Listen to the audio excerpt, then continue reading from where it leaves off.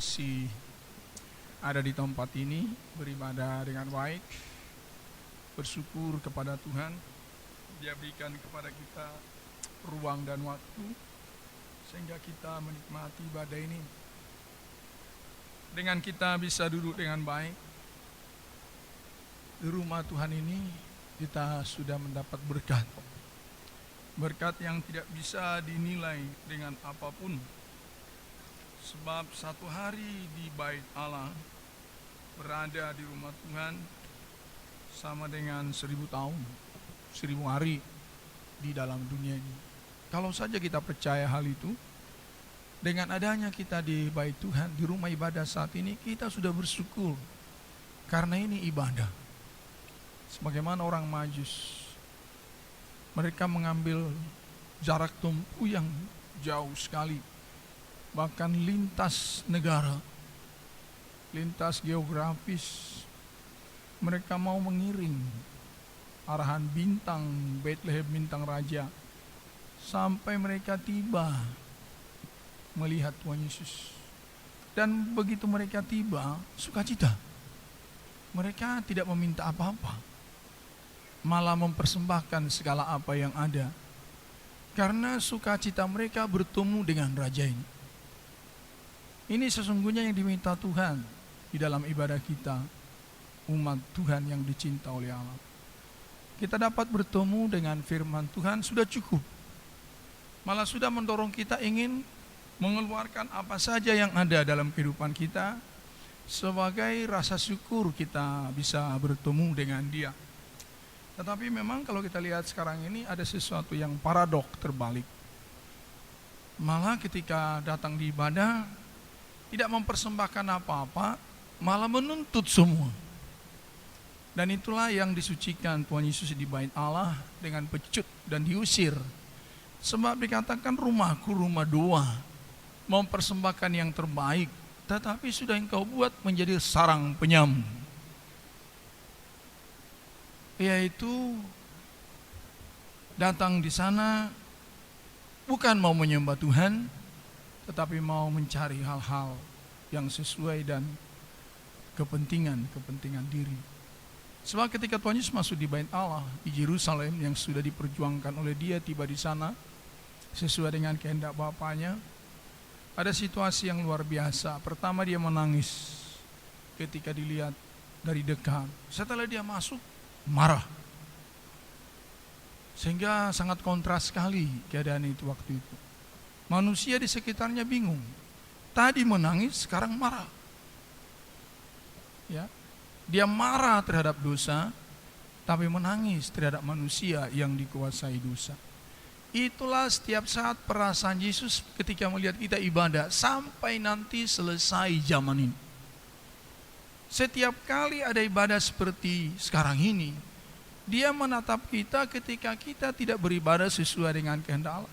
Dia menangis. Alangkah susahnya kita bertobat. Sehingga ketika Dia masuk ingin menolong kita, Dia akan menyucikan dengan keras, supaya akhirnya kita bisa mengalami persekutuan dengan indah. Ini sudah menjadi konteks ibadah, dan inilah ibadah yang dikehendaki oleh Tuhan. Sebabnya mari umat Tuhan, di tengah hari-hari ini ada nyanyian lagu Natal yang sangat berkesan di hati saya. Setiap lagu Natal ini selalu ini menjadi nyanyian saya setiap saat, yaitu Malam Sunyi Senyap. Bintang-bintang cemerlang. Kita ini bintang-bintang semua. Shalom umat Tuhan. Ya, harus bersinar. Sebab untuk itulah bintang hadir. Tidak sama-sama gelap, tetapi justru mengeluarkan terang. Sehingga ada pujian, ada persembahan kepada Tuhan. Supaya dengan demikian kita melihat segala kebaikan Tuhan. Kita harus pastikan itu, di tengah dunia makin gelap, gereja harus makin bersinar. Supaya akhirnya bintang ini membawa tujuan kepada arah yang baik. Sebab memang sejak kejadian pasal pertama, alat-alat penerang ini dibuat oleh Allah, tujuannya adalah untuk menentukan hari-hari, saat, waktu, dan menentukan arah-arah mata angin, sehingga manusia tidak hilang, tidak tersesat. Itu tujuan bintang. Sehingga di dalam Wahyu diminta gereja itu harus ada bintang-bintang di sana, yaitu para gembala yang membawa dan mengarahkan sidang jemaat, supaya sidang jemaat semuanya bersinar dan menjadi bintang. Itu sebabnya kita PA. Lagi kita di penghujung tahun 2016 ini, kita berada di bulan November, tinggal seminggu lagi ke depan kita memasuki Desember. Kita harus banyak berdoa supaya kita bisa menjadi bintang. Bukan karena heboh di sana beribadah, heboh di sana KKR, ikut pula kita heboh. Sehingga itu bukan menjadi kehendak Tuhan, tetapi kita terus bersinar sampai kegelapan yang luar biasa. Sebab kegelapan ini dikatakan dalam Keluaran pasal 12, saking gelapnya, saking pekatnya kegelapan itu, seperti bisa diraba. Itulah dunia menjelang kedatangan Tuhan. Saking begitu ngerinya ketakutan dan bahaya yang datang, bagaikan bisa diraba oleh orang. Saking kentalnya kegelapan, aniaya, penderitaan, kelaparan, kerusakan moral. Tetapi heran waktu itu, bangsa Israel begitu gelapnya Mesir, mereka bersinar. Ada terang Allah di sana. Sehingga mereka tidak dikuasai kegelapan. Ini yang harus kita implementasikan dan buktikan hari-hari ini. Supaya betul-betul kita memang orang-orang Kristen. Orang-orang yang menjadi terang, dikatakan Tesalonika. Tidak manusia kegelapan. Karena kita telah menanggalkan seluruh manusia lama. Sehingga kita bisa ada PA saat ini. Mari, ini menjadi doa saya, doa kita juga. Sebab ini tuntutan dan kerinduan Tuhan kepada kita. Kita mau dipakai Tuhan semuanya. Mari, kita sudah berada dalam kitab Ulangan pasal 21. Kita akan baca dulu untuk melanjutkan PA ini. Supaya hati kita nanti bersukacita. Bahwa luar biasa rencana Tuhan kepada kita bangsa kafir dari sebelum dunia diciptakan sampai akhirnya dunia tidak ada lagi.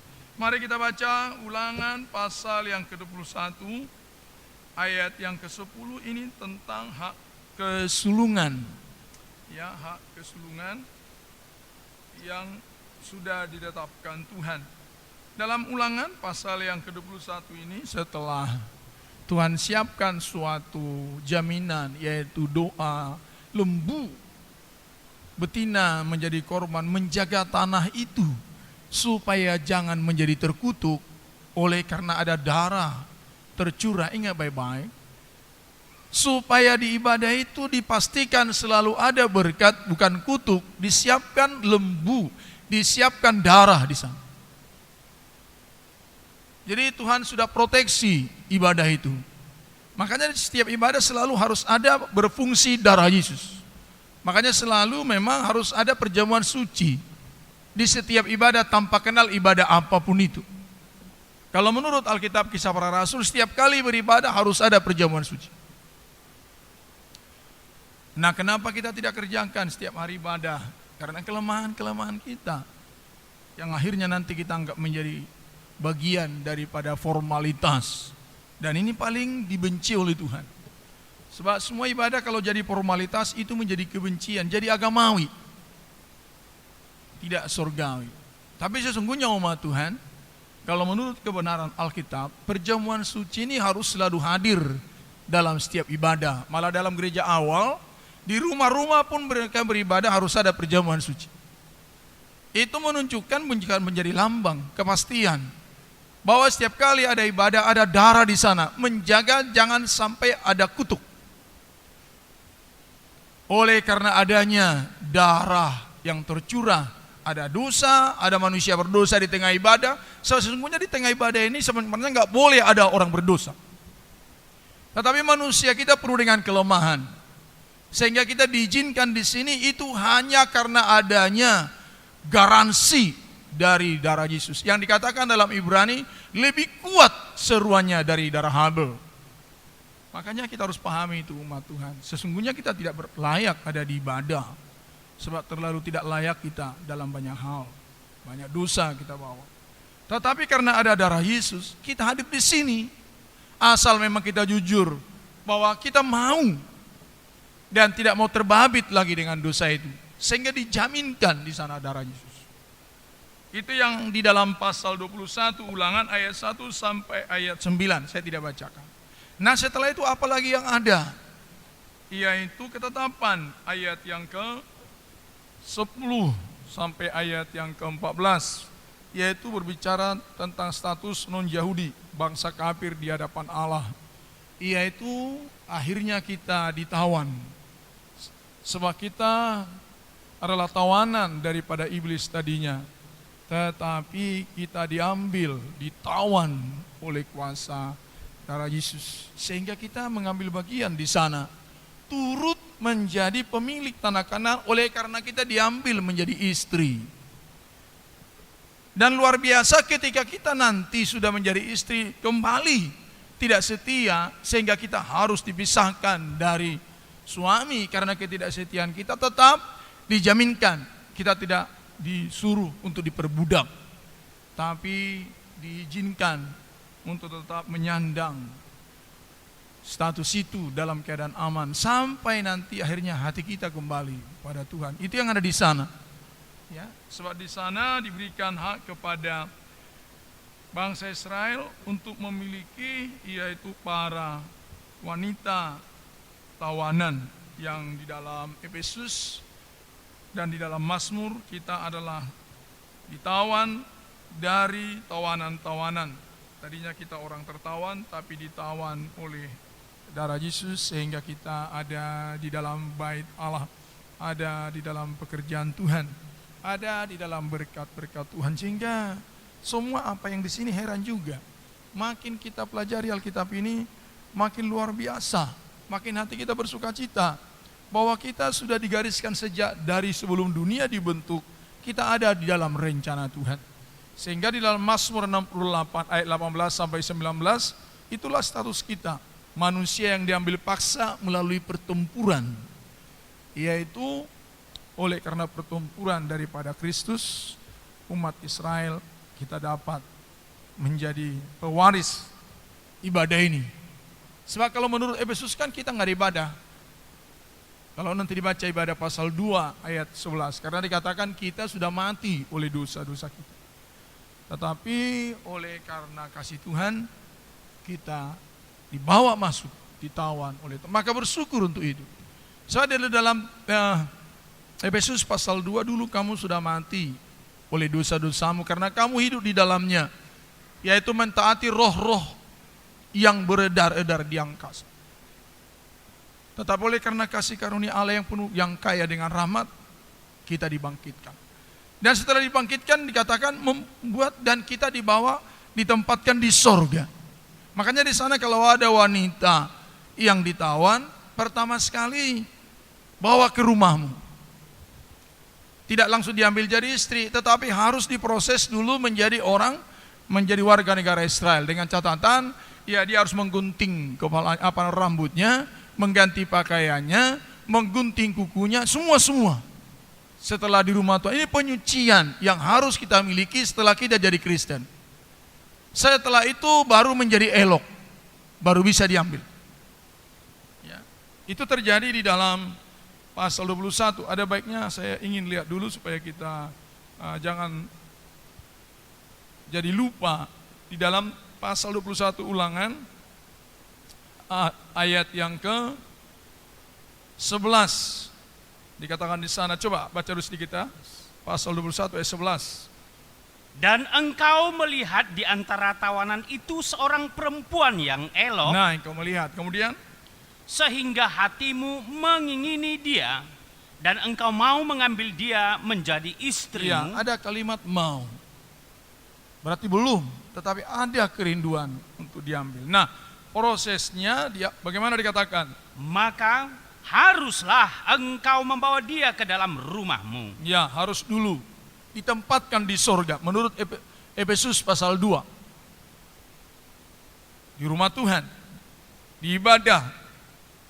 Orang berdosa, sebab memang ibadah itu tempat orang berdosa. Tetapi setelah pulang dari ibadah hilang dosa. Amin umat Tuhan. Amen.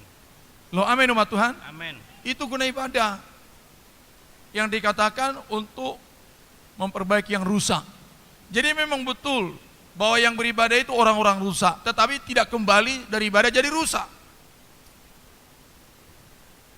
Datang rusak, kembali baik. Supaya nanti ketika datang beribadah lagi, makin terus disucikan, bukan datang rusak, kembali baik. Besok minggu datang lagi rusak, kembali baik. Dengan menggunakan kata-kata bahwa orang beribadah itu orang-orang rusak, itu salah. Dan ada pemalsuan dan licik dalam menempatkan firman Tuhan. Sebab dikatakan, analoginya ada orang mengatakan ya ibadah itu ya bengkel, ya bengkel namanya juga bengkel apalah, bengkel mobil namanya bengkel ya. Bengkel itu tempat untuk menerima segala kerusakan apapun. Rumah sakit juga menerima semua yang rusak. Tetapi orang kalau sudah pulang dari rumah sakit harus sembuh. Kalau nggak mau sembuh ya dikubur, betul? Betul ya umat Tuhan? Ada dua cara pulang seseorang dari rumah sakit. Pulang karena sembuh, yang kedua pulang karena tidak sembuh. Begitu ibadah. Begitu kita datang kita beribadah ada dua syarat. Ketika kita mau disucikan kita pulang dengan sehat, kalau tidak mau pulang akhirnya dikubur. Itu pasti. Itu pasti. Sehingga dibuat Tuhan itu menjadi suatu analogi yang mudah kita pahami. Sehingga dikatakan di sini, maka engkau harus membawa dia ke dalam rumahmu dulu. Atau dibawa dulu di sana. Setelah itu, kemudian apa dikatakan? Perempuan itu harus mencukur rambutnya. Nah ini pertama, mengalami proses penyucian demi penyucian. Terus apa lagi? Memotong kukunya. Ya. Menanggalkan pakaian yang dipakainya pada waktu ditawan. Ya. Dan tinggal di rumahmu untuk menangisi ibu bapaknya sebulan. Ada namanya. waktu. Jadi tidak langsung jadi mempelai Tuhan. Tidak langsung diangkat dalam kemuliaan. Ditunggu Tuhan proses. Sebab Tuhan menggunakan waktu memproses kita. Puji Tuhan. Amin umat Tuhan. Makanya Efesus mengatakan manfaatkan waktumu detik-detik di dalam hidupmu. Ada kalanya para pendeta ini seperti kami ini sembrono dalam mengajar sidang jemaat. Wah puji Tuhan, setelah kita di gereja disucikan Tuhan, amin, darah Yesus ya kita ke surga. Ini sulit ini dipahami. Ini bisa jadi penyesatan, bisa jadi juga penipuan, bisa jadi pembunuhan. Tetapi ada unsur sepertinya benar. Asal datang disucikan, percaya saja. Setelah itu kita pasti diangkat Tuhan. Orang percaya masuk surga. Semua dikutipi ayat itu. Tetapi ada yang harus berhenti dulu. Harus betul-betul mengalami dulu penyucian. Ada fakta mengalami perbaikan. Setelah itu, kelihatan itu perbaikan itu. Setelah itu baru ada persekutuan dengan Tuhan. Ingat baik-baik. Itu makanya kita PA. Jadi tidak asal datang orang ke gereja langsung diampuni dosa. Tidak, enggak ada itu. Alkitab tidak pernah menulis itu. Yang ditulis Alkitab, datang ke gereja, mengalami pertobatan dan pembaharuan, dan ada fakta. Sampai dikatakan datang dengan panjang rambut, setelah di rumah Tuhan habis rambutnya. Setelah habis rambutnya tidak langsung diambil jadi istri, ditunggu rambut tumbuh, sama dengan Simpson. Ketika dia berdosa dicukuri rambutnya, gunduli semua. Setelah dia mengaku sama Tuhan, setelah tumbuh kembali, Tuhan berikan kuasa lagi. Ada perubahan kehidupan. Jadi kita di Batam Kota ingat baik-baik. Saya harus katakan, tidak kalau kita sudah datang di gereja ini terus jadi mempelai Tuhan. 1000 kali tidak dalam nama Tuhan Yesus. Tetapi kapan kita jadi mempelai Tuhan? Menjadi gereja yang sesuai dengan kehendak Allah. Ketika proses ini terjadi. Nah setelah proses ini terjadi, titik di sana, kemudian lanjut baca. Sesudah demikian, sesudah penyucian, pembaharuan, perubahan yang signifikan ini terjadi, ya, baru dilanjut, apa itu? Bolehlah engkau menghampiri dia dan menjadi suaminya. Bolehlah. Nggak baik-baik.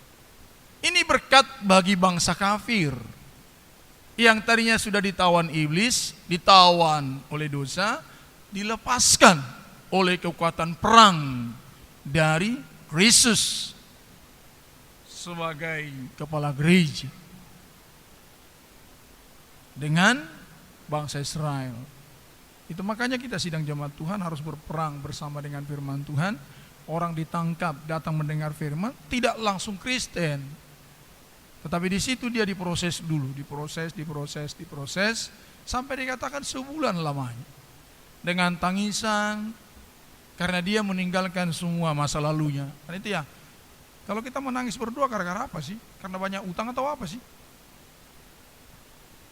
Kita menangis berdua ini karena, aduh, kotor sekali masa lalu saya. Jijik kita melihat masa lalu kita. Dan kita lihat anugerah Tuhan, sehingga kita menangis. Terlalu baik Engkau Tuhan. Setelah tanda tangisan ini kan tanda hati yang lembut. Tanda hati yang berubah. Penyesalan yang tulus. Tetapi ada juga orang menangis karena keras hatinya, betul ya? Betul umat Tuhan? Ini air matanya bukan mengalir. Cuman basah. Sebab kalau orang yang lembut hatinya, dia menangis tak bersuara tapi air mata banjir terus. Tapi kalau orang yang menangis keras hatinya, air matanya tidak pernah mengalir, tapi ada, tapi ngotot terus. Coba tanda air mata itu dikeluarkan, penyesalan sampai di batin. Sehingga dengan demikian bolehlah bersekutu dengan Dia. Nah ini bagian dari kita, bagaimana kita diambil jadi mempelai Tuhan dalam PA ini. Makanya Ulangan pasal 21 ayat 10 sampai 14. Sekarang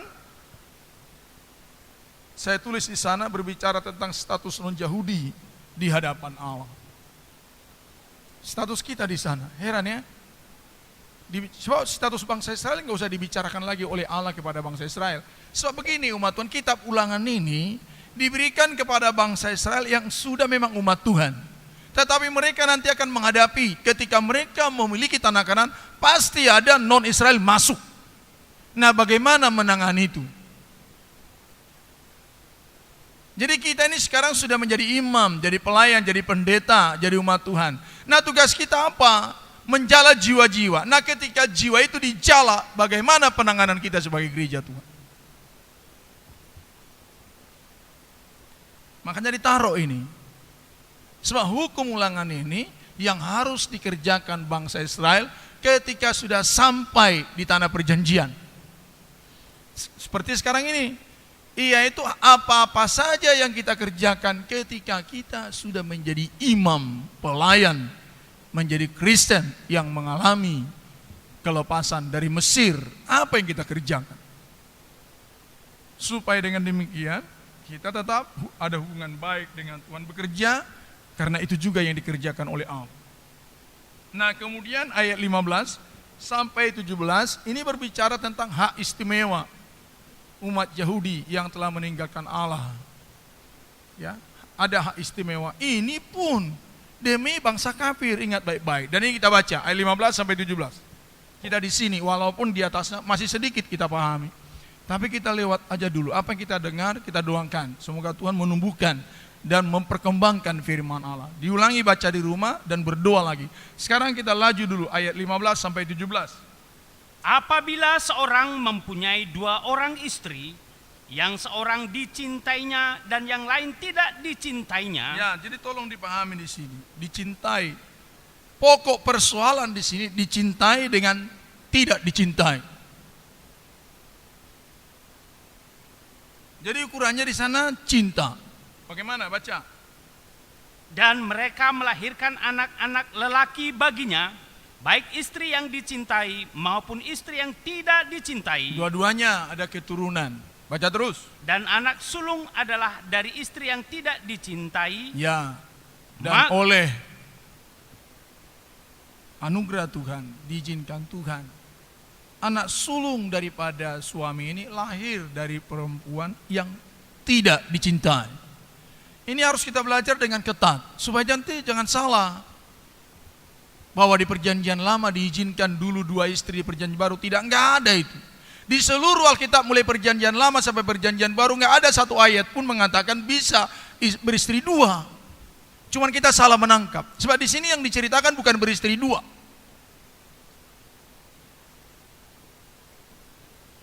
Nanti kita lihat pelan-pelan firman Tuhan. Sebab memang saya makin melihat firman Tuhan ini, makin hati-hati kita berjalan dengan Roh Kudus melihat firman ini, makin diterangi Tuhan kehidupan kita. Di sini berbicara bukan masalah diizinkan Tuhan beristri dua, enggak ada urusan istri dua di sana poligami. Tetapi di sini istri dicintai dan tidak dicintai. Ini juga berbicara tentang Israel dan gereja Tuhan non Israel. Supaya nanti kita jangan dijungkir balikkan pengajaran yang akhir-akhir ini juga sedang membahana bahwa diizinkan poligami. Allah tidak pernah mengenal poligami sejak belum ada manusia atau sejak belum ada ciptaan sampai selesai ciptaan ini. Nah, kenapa sepertinya di sini ada dua istri? Makanya saya kata yang ditekankan dicintai dan tidak dicintai. Sehingga baca terus. Maka pada waktu ia membagi warisan harta kepunyaannya kepada anak-anaknya itu. Ya, ini masalah warisan. Jadi rupanya yang dituju masalah warisan anak-anak, keturunan. Baca terus. Tidaklah boleh ia memberikan bagian anak sulung kepada anak dari istri yang dicintai, merugikan anak dari istri yang tidak dicintai, yang adalah anak sulung. Terhadap keturunan. Heran, digariskan Tuhan ini harus dijalankan nanti. Supaya ini nubuatan kan firman Tuhan ini. Ini adalah firman Tuhan yang berkembang. Yang dikatakan firman Tuhan yang makin jelas menjelang kedatangan Tuhan. Sehingga soal anak sulung itu tidak ada urusan dari istri dicintai atau tidak dicintai. Ketika anak sulung itu lahir dari siapapun dan memang dia duluan lahir, harus dia yang mendapat hak kesulungan.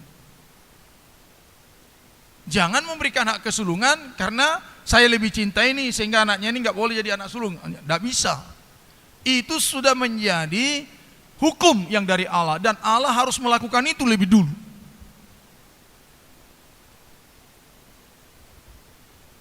Allah harus melakukan itu lebih dulu. Baca terus.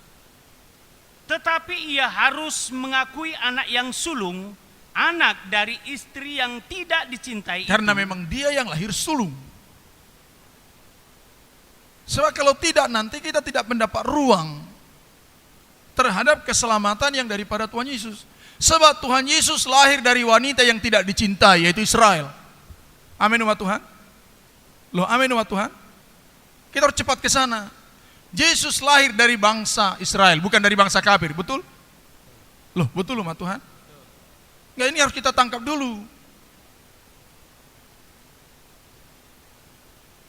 Sebab Yesus lahir bukan dari keturunan Silalahi kan?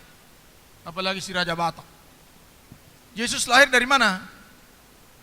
Orang Israel, amin. Padahal Israel ini sudah menjadi wanita apa? Tidak dicintai. Tetapi lahir dari sana Tuhan. Lihat ini nubuatan ini. Makanya kita harus pelan-pelan melihatnya.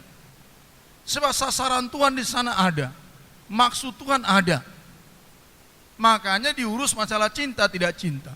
Tujuannya supaya kita jadi anak sulung.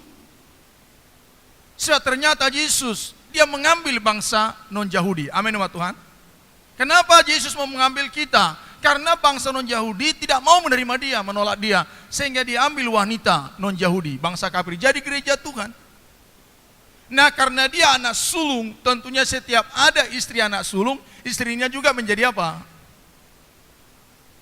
Umat Tuhan, kalau wanita menikah walaupun dia di keluarganya anak bungsu, tak tahu suaminya anak sulung, haknya apa? Apa umat Tuhan? Dia jadi anak sulung di tengah keluarganya. Amin umat Tuhan. Enggak, ini harus kita buka dulu supaya pikiran kita nanti bisa mengikuti firman ini. Sebab tidak ada yang lain yang sedang dikatakan Alkitab ini selain itu. Bagaimana bangsa kafir menjadi anak-anak sulung bagi Allah. Makanya dikatakan dalam Ibrani, kita menjadi jemaat sulung. Kenapa? Karena kita diambil oleh anak sulung. Amin umat Tuhan. Anak sulung ini siapa? Saya mau tanya, anak sulung itu siapa? Kayaknya ragu kali. Anak sulung itu siapa umat Tuhan? Yesus. Siapa anak sulung? Saya sudah katakan tadi, anak sulung itu siapa Tuhan Ji? Anak sulung dari siapa? Hah? Anak sulung dari siapa Tuhan Yesus? Oh, banyak sekali jawabannya. Anak sulung dari siapa? Sebelah sini saya mau tanya. Anak sulung dari siapa Tuhan Yesus? Nilai kalian 0. Anak sulung dari siapa Tuhan Yesus? Dari Allah. Ibrani pasal pertama ayat 6. Coba baca Ibrani pasal pertama ayat 6.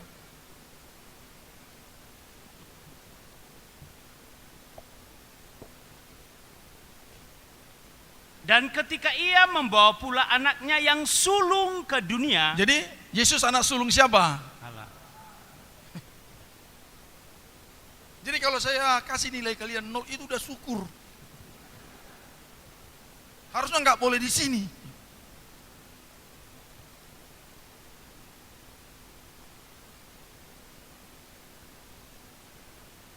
Makanya anugerah Tuhan lo mempelajari Alkitab ini. Saya juga suka cita. Tapi ingatlah umat Tuhan. Mengerti firman Tuhan tidak bisa dengan otak. Harus betul-betul Tuhan yang mengajar. Harus betul-betul kita rendah hati. Kita mohon belas kasihan Tuhan. Apa maksud firman-Mu sini Tuhan? Sebab ketika saya pun mulai membaca, mempelajari, pusing juga.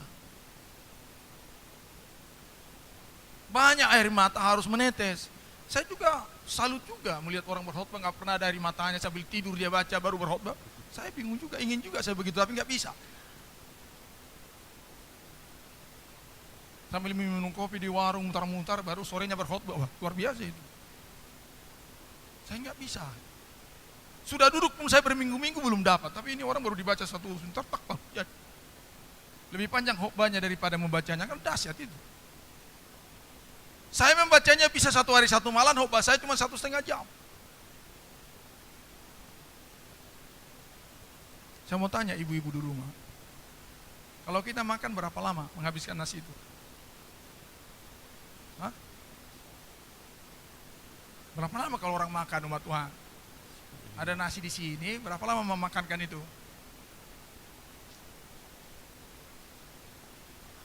Kalian ini pemalu semua, berapa lama? Berapa lama kalau makan di meja? Coba saya tapi memakan paling lama 1 jam lah, itu pun makannya entah udah kayak nenek-nenek lah itu. 1 jam makan. Biasanya kalau orang kerja itu setengah jam istirahat sedikit supaya bisa langsung kerja. Makanya cuma 1 jam lunch itu ya. Betul ya umat Tuhan ya. Kalau sampai ada 1 jam makan aja dari tadi ini udah orang mulai lama kali bapak ini makan. Tapi kalau ditanya mempersiapkan itu mau masaknya itu berapa jam? Tanya ibu-ibu. Memakankannya cuma 10 menit, tapi mempersiapkannya itu bisa 5 jam. Makanya saya heran juga kalau ada hamba Tuhan. Saya heran, cuman heran. Saya ingin begitu tapi nggak bisa karena kelemahan saya. So heran juga kita melihat seorang ibu-ibunya memasak setengah jam baru memakannya 8 jam. Berarti kan yang dimasak kulit apa? Memang ada juga kulit sapi itu dimakan nggak bisa. Supaya kita sedikit terbuka pikiran persiapan ini, makanya kita gereja dipersiapkan Tuhan ribuan tahun. Nanti sekejap mata diangkat dalam kemuliaan. Amin umat Tuhan. Lo amin umat Tuhan. Amin. Salam umat Tuhan. Shalom. Saya bikin lagi analogi sih. Sekarang di PA ini ada sesuatu yang ajaib. Ketika Kadi Merkur hari Minggu, saya juga luar biasa juga firman Tuhan. Ketika Yusuf mendapat seluruh tanah Mesir dan kekayaan Mesir, berapa lama dia rebut? Cuman sekejap aja. Kan Firaun kan gak bisa tidur semalaman, betul ya umat Tuhan? Dipanggil dia. Atau dia bisa mengerti, pak. Setelah itu selesai dia jelaskan, sama kamu semua Mesir. Hebat ya? Kamu jadi raja. Lihat umat Tuhan. Gak bisa dijangkau pikiran itu. Makanya kalau kita betul-betul anak Tuhan, untuk jadi kaya itu nggak perlu 2 bulan. Gitu. Tak, tak. Asal memang kita betul-betul ada Roh Kudus. Yang lama apa? Proses Yusuf. 11 tahun jadi budak belian di rumah Potifar. 2 tahun di penjara. Menderita. Tapi setelah selesai, sekejap mata. Langsung diambil Mesir. Kekayaan Mesir. Jadi raja menguasai dunia. Amin umat Tuhan. Amin umat Tuhan. Jadi yang lama itu kita diproses. Berkat Tuhan itu sekejap mata.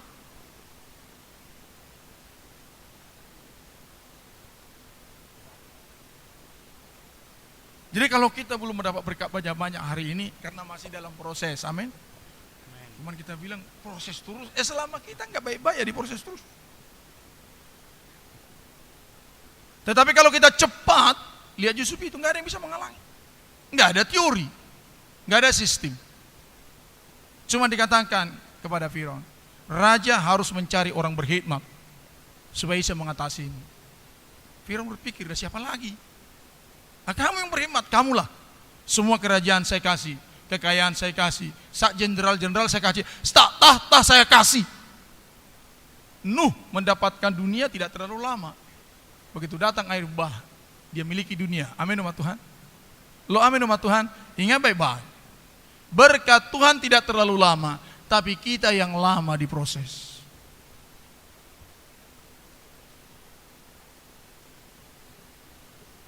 Itu sebabnya kita butuh kerelaan hati di proses Tuhan. Sebab di sini untuk mengambil jadi istri nggak lama. Prosesnya itu dicukur dulu, di ini dulu. Setelah itu baru bolehlah kau ambil jadi istri. Jadi ingatlah baik-baik umat Tuhan. Jangan tunggui kapan diberkati. Tetapi yang kita doakan, sucikan saya lebih cepat Tuhan, lebih keras lagi, supaya layak menerima segala yang baik dari Tuhan. Shalom umat Tuhan. Amin umat Tuhan. Amen. Itu doa kita.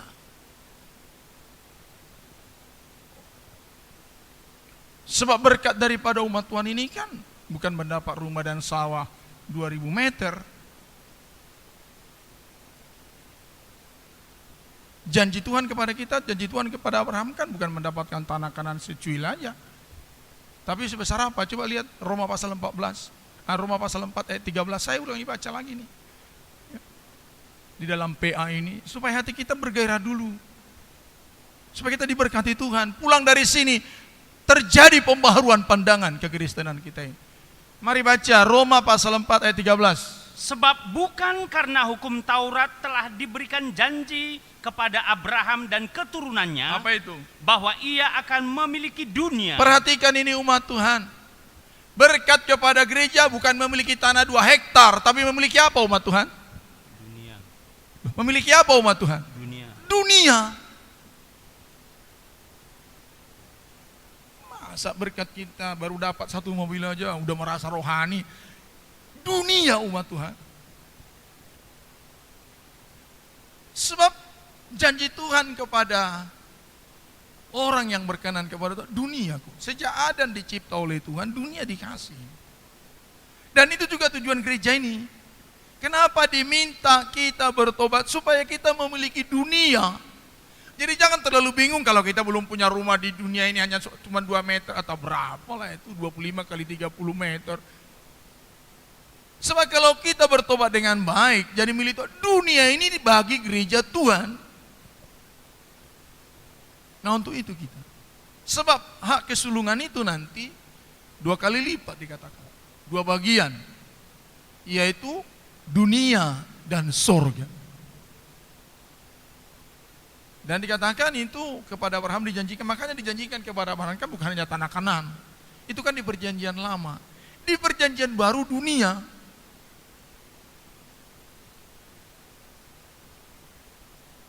Dan itu berkat kita, makanya selalu saya katakan, masa depan gereja Tuhan memiliki dunia, menentukan arah dunia, dan sorga, dan menentukan masa depan iblis.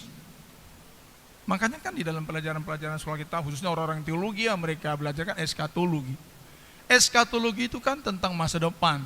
Masa depan siapa? Masa depan iblis, masa depan dunia, dan masa depan manusia. Itu semua di tangan gereja Tuhan. Maka jadilah, banggalah jadi gereja, jadi Kristen. Itu yang dibanggakan oleh Paulus.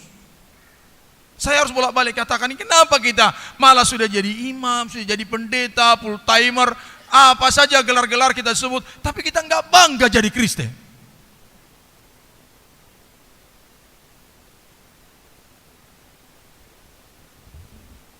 Sebab Abraham juga pernah dia kecewa dalam Kejadian pasal 15. Karena sudah 25 tahun dia nggak dapat keturunan. Dia mengeluh. Waktu itu duduk dia di bawah pohon terbanting di depan rumahnya, dikatakan, ya Tuhan, apalah yang kau berikan sama saya? Ternyata saya sudah tua, istri saya sudah 90 tahun, saya 100 tahun. Ternyata janji yang kau sampaikan kepada saya nggak ada, nol. Faktanya kami sudah tua. Tapi apa jawaban Tuhan? Abraham, akulah perisan. Amin umat Tuhan. Amin umat Tuhan. Baru dijanji lagi, tahun depan akan lahir Isa. Ada janji lagi. Tahun depan bukan Isa yang lahir, malah Ismail. Wah, dia senang. Udahlah Tuhan, datang lagi Tuhan Abraham, nanti ya kamu akan mendapatkan anak. Enggak usah, ini sudah ada Ismail. Dimarahi Tuhan dia. Karena dia kira kalau sudah tercapai maksudnya, itulah berkat Tuhan. Ini kegagalan gereja. Kita pikir kalau sudah tercapai maksud kita, rumah kita sudah ada, anak-anak kita sekolah, semua sudah safe. Wah, inilah berkat surgawi itu. Tunggu dulu, ma Tuhan.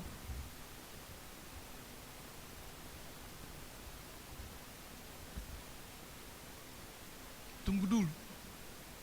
Berkat surgawi itu harus datangnya dari janji. Sebab Ismail bukan anak janji, tapi anak yang lahir karena enggak sabar. Sehingga lahirlah Ismail. Dan sampai sekarang ini persoalan ini Ismail ini. Betul umat Tuhan? Karena kita enggak sabar, persoalannya jadi panjang. Makanya sekarang coba, kalau ada persoalan dalam rumah tangga kita, ingat baik-baik, karena kita kurang sabar aja.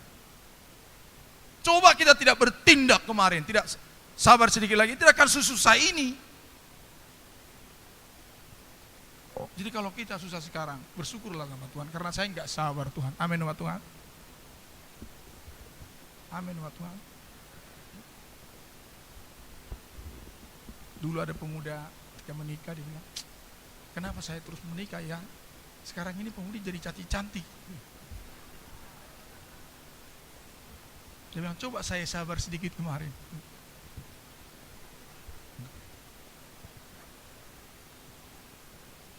Jadi kalau sudah dapat begitu ya sabarlah, amin umat Tuhan. Bahwa itu terjadi karena kekurang sabaran kita, amin. Rupanya penyesalan semua ini. Karena kurang sabar. Betul ya umat Tuhan. Itu datang pemuda itu sama saya. Coba saya sabar sebulan lagi waktu itu. Bukan ini yang sekarang ini.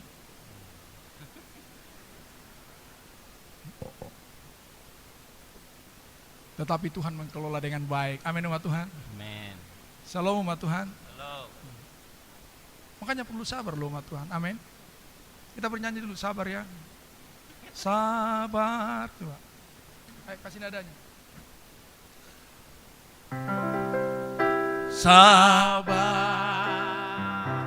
dalam susah sukarmu. Sabar. Tuhan ada serta. Sabar, sabar, beri kuat pada. Sekali lagi, sabar, amin. Sabar dalam susah sukarmu. Sabar, Tuhan ada sertamu. Sabar, sabar, beri kuat pada. Amin. Amin umat Tuhan. Amin. Sabar. Kalau kita sabar, hasilnya pasti baik. Tetapi walaupun Abraham kurang sabar, tetap dikelola Tuhan. Amin umat Tuhan. Amin. Tetapi memang konsekuensi berkepanjangan sampai hari ini. Dan kita pun begini-begini hari ini kan. Karena kesalahan-kesalahan orang Kristen. Ingat baik-baik umat Tuhan. Itu sebabnya kita harus tenang. Sebab kesalahan sedikit, implikasinya apa? Banyak. Selalu saya katakan, jangan. Para pemuda-pemudi juga berteman, sabar. Implikasi kesalahan sedikit, jauh. Air mata berkelanjutan. Hampir-hampir nggak ada selesai.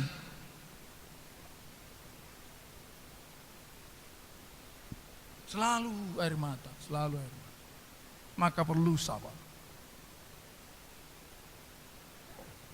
Ulangi baca, Roma pasal yang keempat ayat 13. Sebab bukan karena hukum Taurat telah diberikan janji kepada Abraham dan keturunannya Ya. bahwa ia akan memiliki dunia. Amen. Memiliki dunia. Kita keturunan Abraham. Amin umat Tuhan. Loh, amin ini umat Tuhan. Amen. Berarti kita memiliki apa? Memiliki apa umat Tuhan? Nah, kalau kita belum mendapat cuma 100 meter, jangan langsung tinggalkan Tuhan. Gak usah dunia Tuhan. Yang saya minta cuma TV 32-nya. Sabar, amin umat Tuhan. Sabar. Orang Batak paling banyak nama si sabar. Sabar.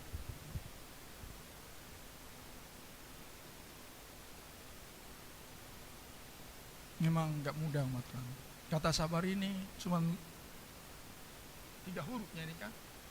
S, A, B dan R ya. S, A, B, R 4. Tapi susah ini. Memiliki dunia. Dengan apa? Tetapi karena kebenaran berdasarkan iman. Kebenaran berdasarkan.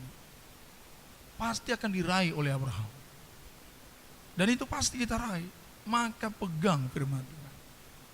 Pegang firman Tuhan. Sebab memang dunia ini dicipta hanya untuk orang-orang benar.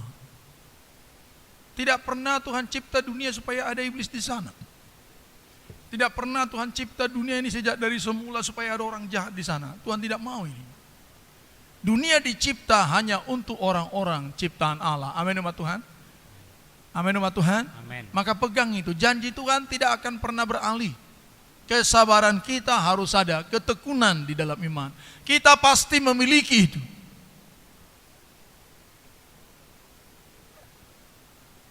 Kenapa kita sampai ke sana?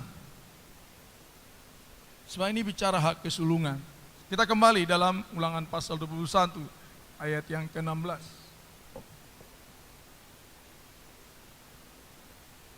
Maka pada waktu ia membagi warisan harta kepunyaannya kepada anak-anaknya itu, Ya. tidaklah boleh ia memberikan bagian anak sulung kepada anak dari istri yang dicintai, merugikan anak dari istri yang tidak dicintai, yang adalah anak sulung. Iya, nggak boleh.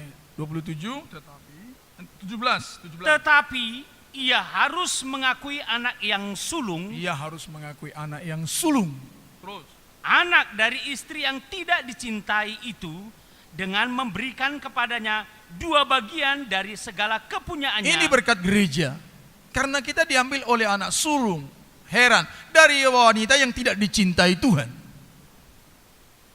Di sini, lihat, berputarnya rencana Allah ini. Nah, ketika Paulus merenungkan ini, sehingga nggak ada yang bisa dikatakan sama dia, hanya ini kalimat ini.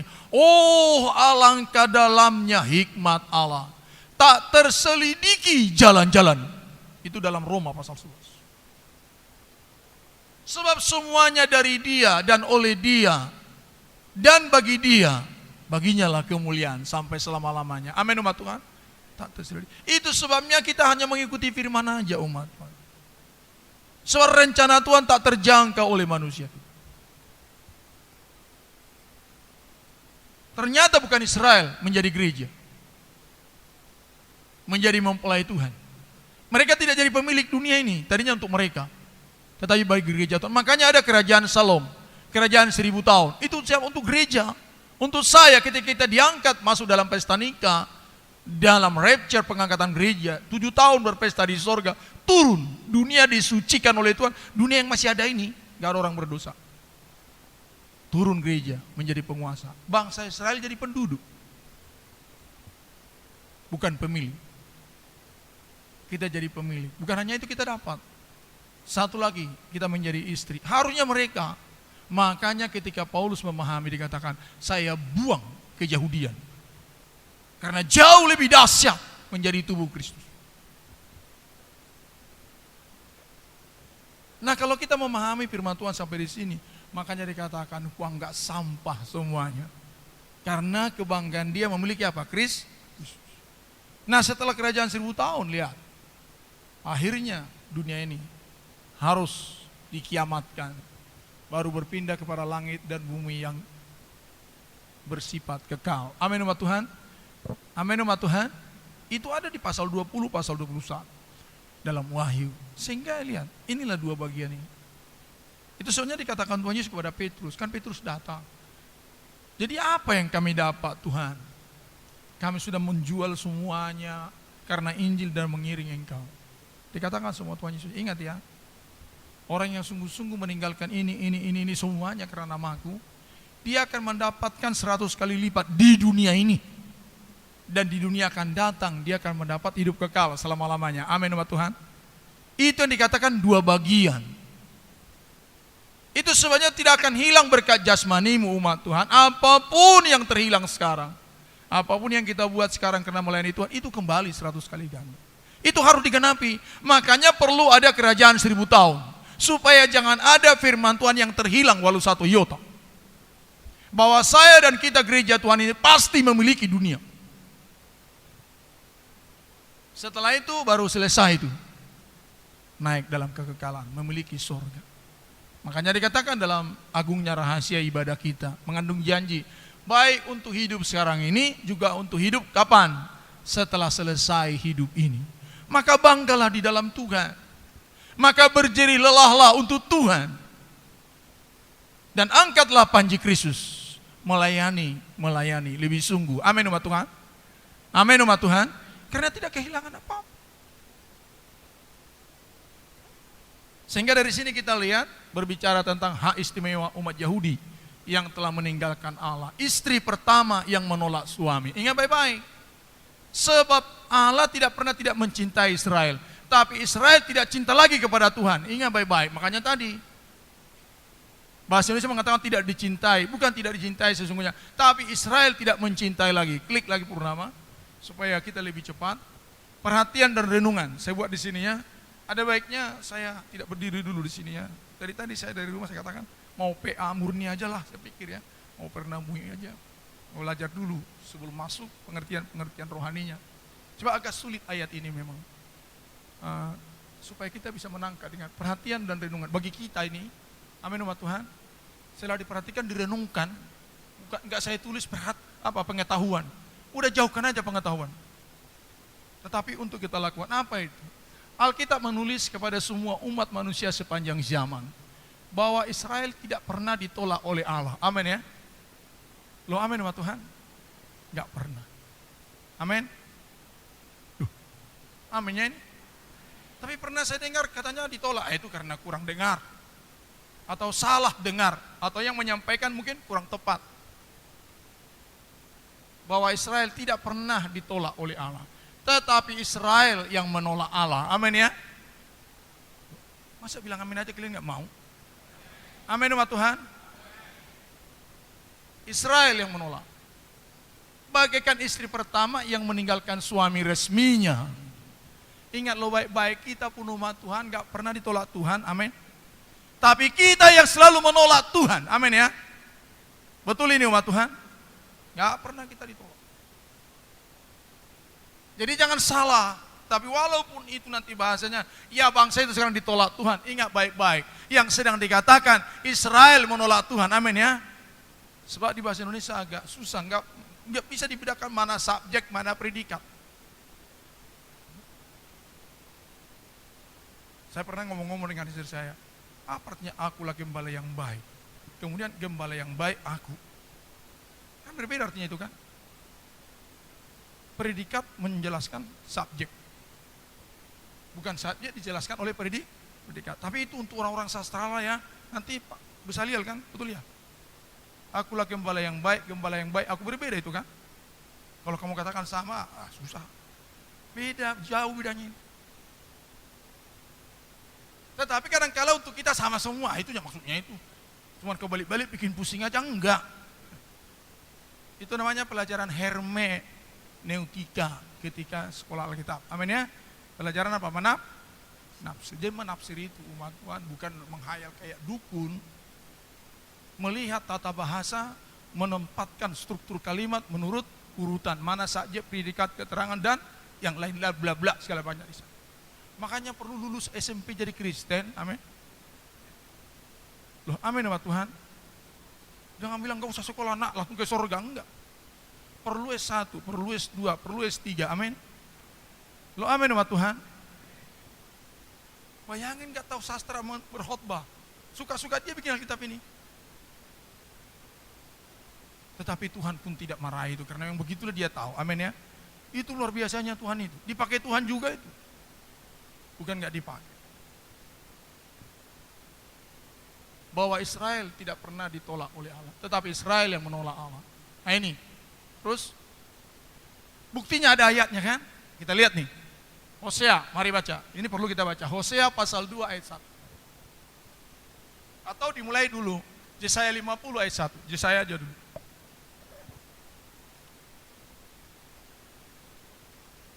Beginilah firman Tuhan, di manakah gerangan surat cerai ibumu? Nah, itu kan Allah mengatakan kepada anak-anak Israel. Coba tanya ibumu ya. Ada enggak pernah saya ceraikan mereka? Enggak ada pernah saya kasih surat cerai. Allah sedang mengatakan saya tidak pernah menolak Israel, tetapi ibumu tolak saya. Amin umat Tuhan. Itu jelas kok. Ulangi baca sekali lagi. Beginilah firman Tuhan. Ya. Di manakah gerangan surat cerai ibumu? Ya. Tanda aku telah mengusir dia. Ya, enggak ada. Makanya di perjanjian baru mana pernah Tuhan Yesus menolak Yerusalem. Mereka kata Yerusalem. Tetapi yang menolak dia siapa? Yerusalem menolak Tuhan Yesus. Nah, karena sudah ditolak, akhirnya tidak dicintai. Arti tidak dicintai nanti kita lihat. Sehingga dikatakan mana ada surat cerai saya berikan sama ibumu. Ini Allah bicara kepada keturunan Israel. Ulangi baca. Beginilah firman Tuhan, di manakah gerangan surat cerai ibumu? Tanda aku telah mengusir dia. Ya. Atau kepada siapakah di antara penagih hutangku aku pernah menjual engkau? Nah, enggak pernah. Makanya di dalam Ulangan 21 kita lihat, gak boleh dijual. Enggak pernah saya jual ibumu. Tetapi apa? Dia menjual diri sendiri. Dikatakan bersundal. Menjual diri sendiri. Itu Yesaya. Tuhan tidak pernah menolak Israel. Tetapi Israel yang pergi berzina dengan pria lain. Betul ya? Loh, betul umat Tuhan? Ini harus mendasar ini. Sebab sejak perjanjian lama tidak pernah Allah mengajarkan dua istri, nggak ada. Ada Yakobus untuk membackup ini perjanjian baru. Nggak usah kita baca. Kemudian kita lanjutkan Hosea pasal 2 ayat 1, Hosea 3 ayat 1 sampai 3.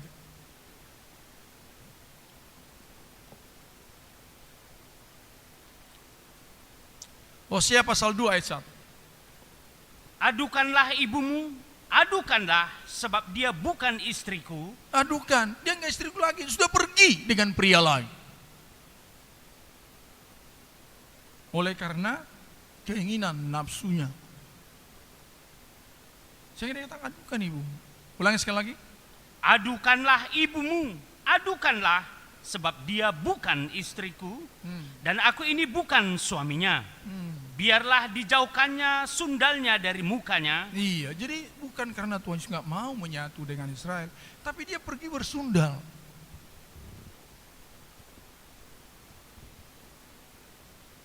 Habis ayat 1. Dan jinahnya dari antara buah dadanya. Iya. Habis ya.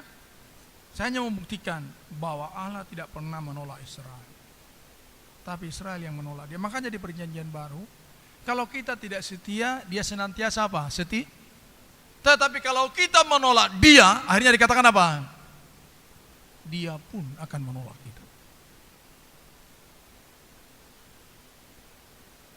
Makanya bangsa Israel diminta, kembalilah.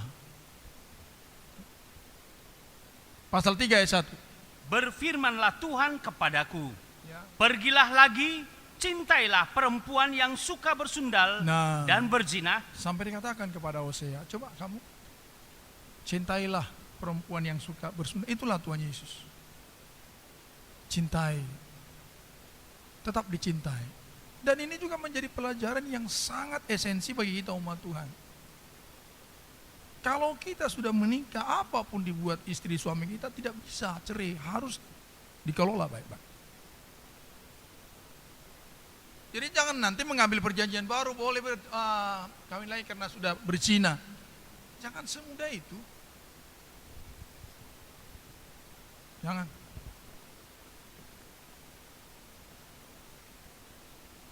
Coba memang manusia kita kan, kalau sudah kehilangan firman Tuhan, kita akan mencari rumus-rumus supaya terjadi pembenaran. Tetapi firman Allah nggak bisa diubah-ubah. Firman Allah ya dan amin. Amin umat Tuhan. Amin umat Tuhan. Kemanapun kita lari nggak bisa. Firman Allah senantiasa firman Allah. Dan dia sampai sekarang walaupun bangsa Israel tolak dia tunggu terus. Dan akhirnya ditunggu sama dia. Dan ketika dia ambil perempuan lain gereja Tuhan, tetap hati Tuhan mau mengambil mereka. Sehingga dikatakan di sini kepada Hosea, cintai perempuan sundal yang suka berzina, sakit perasaan Tuhan. Oleh karena ulah kita, sebagaimana sakitnya seorang suami mengambil istrinya yang sudah berzina dengan laki-laki lain, sakit loh itu, betul ya? Supaya kita tahu bagaimana sakitnya perasaan ketika dihianati. Amin umat Tuhan. Loh amin ya. Begitulah hati Tuhan, sakit. Ketika kita tidak mencintai dia lagi, kita melakukan jatuh cinta terhadap daging dan dunia. Sakit hati kita. Nah kalau kita tahu sakit ini luar biasa, jangan buat begitu kepada Tuhan sampai saat ini.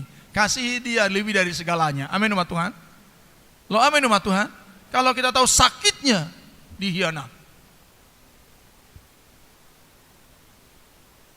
Tetapi kan kita merasa tidak mengkhianati Tuhan ketika kita buat dia hanya sebagai laki-laki, nggak ada harganya, semau-mau kita. Kita lebih cinta kepada yang lain, pria lain, yaitu dunia ini. Tolong ya umat Tuhan kita renungkan, khususnya Batam Kota, direnungkan bagus banget. Sebab seringkali kan kita hanya taunya kita kalau perasaan kita disakiti, waduh sakit saya. Tapi kita tidak sadar kita menyakiti banyak kali.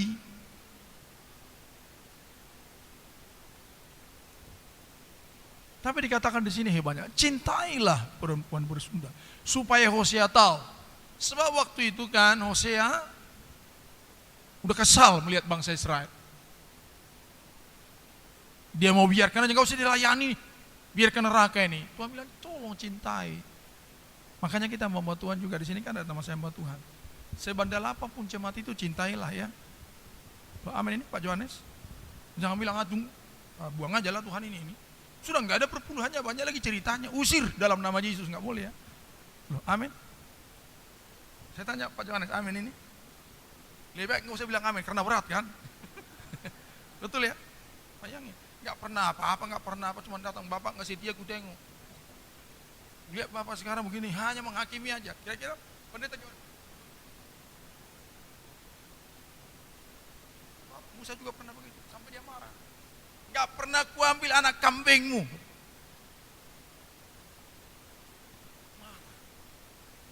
Makanya jadi hamba Tuhan gak mudah loh. Betul ya bapak-bapak hamba Tuhan ya? Sakit. Sebab masalahnya kita harus mencintai sidang jemaat yang terus menggigit kita kan? Betul ini? Betul ya? Kalau enak kan kayak manajer resign. Terus keluar tanda tangan, keluar kau dari kantor ini, hantu. Nggak bisa. Kalau kita melayani Tuhan nggak bisa. Bila cinta itu, makanya nggak mudah jadi hamba Tuhan. Menerima kolektenya mudah. Apalagi perpuluhan, wah haleluya. Makanya banyak hamba Tuhan maunya perpuluhan aja yang lancar, orangnya nggak usah dicintai. Amin ya. Amin ya ini. Makanya kita doakan nama buat Tuhan, ini enggak mudah loh itu. Cintailah wanita yang suka apa dikatakan? Sakit. Seorang hamba Tuhan juga sakit. Ketika dia diomongi jemaatnya, sakit nggak? Gembala kami tak apa-apa ya. Tapi di situ terus asal berdua menangis, bingung juga kita. Asal ketemu mana Om, selamat pagi, tapi besok diomongin dulu. Rasanya kita, Tuhan pindahkan saya dari sini. Dua pun jemaat tapi dengar-dengaran dua kali. Sebab anak kita sendiri pun sulit dengar-dengaran, betul ya? Anak kita cuma dua nggak mau dengar-dengaran. Kita bilang kamu baik-baik, apa-apa aja dulu lebih baik. Susah. Tetapi diminta harus dilawak, dikejar dengan kalimat, ulangi baca sekali lagi. Cintailah. Berfirmanlah Tuhan kepadaku, Ya. pergilah lagi, cintailah perempuan yang suka bersundal Ya. dan berzina, Nah suka bersundal dan berzina itu Israel, baca terus. seperti Tuhan juga mencintai orang Israel. Amin. Amin umat Tuhan. Amin umat Tuhan. Gak mudah ini. Aduh gak mudah. Istri kita aja baik-baik di rumah kita gak cinta. Loh, betul. Baik-baik dia dimasakin nasi kita segala macam sampai kurus. Tetap kita gak cinta. Itu lebih gawat lagi kita. Betul ya? Apalagi suka bersundal dan berzina. Istri kita baik-baik berdoa, dia siang malam disetrika baju kita, dimasakin nasi kita, dia bangun duluan tidur belakangan. Ya tetap kita nggak cinta. Emang layak kita dikubur sebenarnya. Tapi Tuhan luar biasa. Amin umat Tuhan. Amin. Amin umat Tuhan. Pria-pria nggak bilang amin. Pria-pria amin. Amin. Maka cintailah. Dia nggak berzina. Dia baik-baik. Tapi dia nggak tahu perasaan saya ya. Oh, kamu sendiri pun nggak tahu perasaanmu. Iya suami dia sendiri nggak tahu perasaannya. Suruh istrinya mau tahu, repot.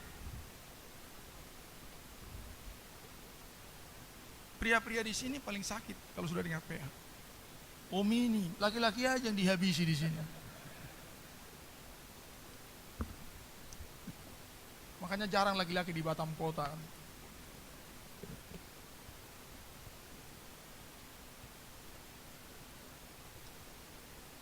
Baca terus. Sekalipun mereka berpaling kepada Allah-Allah lain Ya, terus. dan menyukai kue kismis. Melukai kue kismis sampai 3 habis. Ayat 2. Ya. Lalu aku membeli dia bagiku dengan bayaran 15 sikal perak. Coba sampai Yesus mau membeli kita. Dia terjual hanya untuk mencintai seorang istri yang suka berzina. Luar biasa. Makanya soal nikah ini umat Tuhan memang luar biasa ya. Ini pelajaran tersendiri dan sangat spesifik. Itu sebabnya umat Tuhan kita perlu rendah hati, perlu berdoa. Sebab gak mudah. Hanya karena anugerah Tuhan. Terus baca. Dan 1,5 homer jelai. Ya terus. Aku berkata kepadanya, Ya. lama engkau harus diam padaku dengan tidak bersundal. Nah itu dia Tuhan. Selama dikurung gereja Tuhan, nggak boleh melakukan dosa, nggak boleh bersundal lama. Baca terus. Dan dengan tidak menjadi kepunyaan seorang laki-laki, Sampai kamu tidak kepunyaan seorang laki-laki terus. juga aku ini tidak akan bersetubuh dengan Dan selama engkau. itu pun saya tidak mau bersetubuh dengan engkau. Jadi arti tidak dicintai, tidak mau mengadakan persekutuan. Ingat baik-baik. Ketika kita tidak lagi merasakan kasih Tuhan, lihatlah, doa kita tidak bisa naik. Tidak ada hubungan yang mesra dengan Tuhan. Nggak bisa berdoa, nggak bisa menyembah, nggak bisa belajar firman, nggak mampu kita beribadah. Karena apa? Hilang cinta.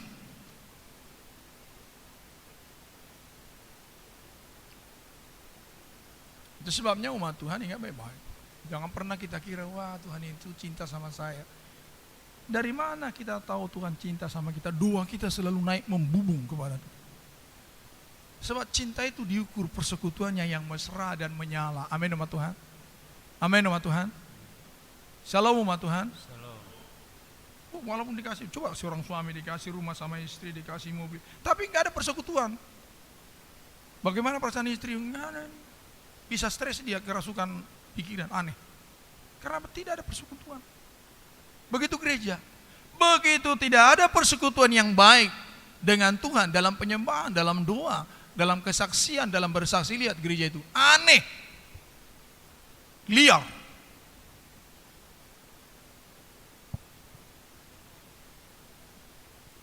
So dikatakan Tuhan, selama kamu bersundal,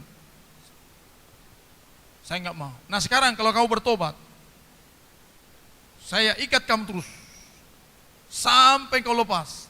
Tapi selama itu pun saya tidak mau menyatu dengan engkau. Ulangi ayat ini, berapa itu? Ayat yang ketiga. Ayat 3 ulangi. Aku berkata kepadanya, lama engkau harus diam padaku dengan tidak bersundal dan dengan tidak menjadi kepunyaan seorang laki-laki. Ya. Juga aku ini tidak akan bersetubuh dengan engkau. Tidak akan bersetubuh dengan engkau. Lihat. Jadi di situ kita lihat gereja itu. Dari mana kita tahu gereja itu ada hadirat Roh Kudus? Dari persekutuan sidang jemaat kepada Tuhan. Dari ibadah kita yang memang hidup di dalam Tuhan. Di situ baru kita lihat bahwa gereja itu memang dicintai oleh Tuhan. Jadi kita pun demikian. Dalam kita melihat kita betul dicintai Tuhan secara baik atau tidak, persekutuan kita dengan Dia bisa kita ukur. Kalau kita sudah menjadi lemah, ini lemah, nggak ada hidup dalam doa, tidak menjaga tahbisan, tidak kerinduan bersaksi, malas baca firman Tuhan, duniawi pikiran kita, hanya kecewa, tidak nyaman, tidak teduh. Ingat baik-baik umat Tuhan, dalam mengiring Tuhan itu hati kita harus teduh, sampai teduh kita rasakan. Teduh bersama dengan Tuhan. Makanya nyanyi dikatakan, maka jiwaku teduh, teduh. Teduh. Ini kalimat yang paling pas. Sebagai orang teduh kita bersama dengan Tuhan. Maka sampai ada juga bacaan saat teduh, betul ya? Saat teduh apa itu? Saat pagi buta, bukan ini. Yang dimaksud dengan saat teduh itu, saat hati kita indah bersama Tuhan. Itu menunjukkan bahwa hubungan kita dengan Tuhan itu sangat intens dan bagus sekali. Di tengah gelombang dunia yang terus makin membahana ini, rohani kita makin teduh. Nah kalau sampai sekarang hati kita tidak teduh melayani Tuhan, segala pelayanan kita pegang ini, kita buat, segala macam kita buat, tetapi hati kita tidak teduh bersama dengan Tuhan, kita kehilangan cinta.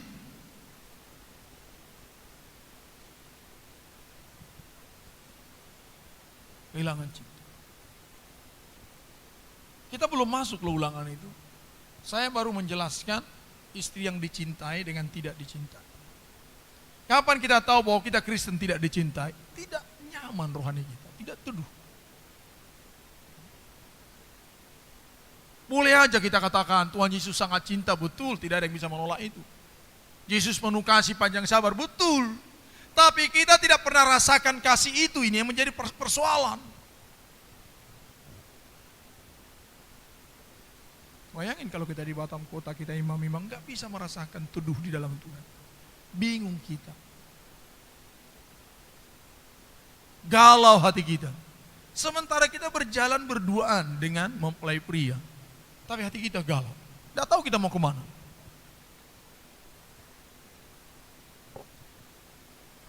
Karena apa? Tabiat kita yang suka berzina. Pikiran kita yang sangat cenderung hedoni. Sehingga gak nyaman. Gak nyaman.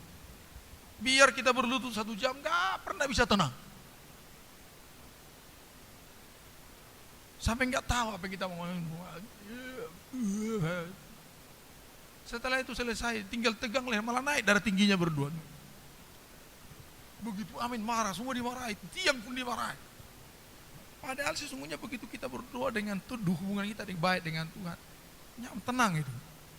Datang badai, datang, bisa kita hadapi dengan baik. Karena hati kita teduh, amin umat Tuhan. Kalau hati kita teduh, walaupun besar gelombang, kita nyaman. Tetapi kalau hati kita tidak turun, gak ada gelombang pun kita pusing. Sebab masalahnya di hati kita. Coba kalau orang jantungan, naik pesawat, pesawatnya tenang aja, nggak goyang. Berapa menit lagi mendarat Pak? Baru terbang Bu. Bingung kita. Sementara orang lain makan roti, minum kopi. Coba dia bilang, Sobat pernah di samping saya begitu, baru terbang 10 menit. Udah jam berapa Pak? Pak, Ibu mau ke mana? Mau ke Surabaya. Masih lama 2 jam lagi. Dari tadi udah terbang Bapak ini. Udah.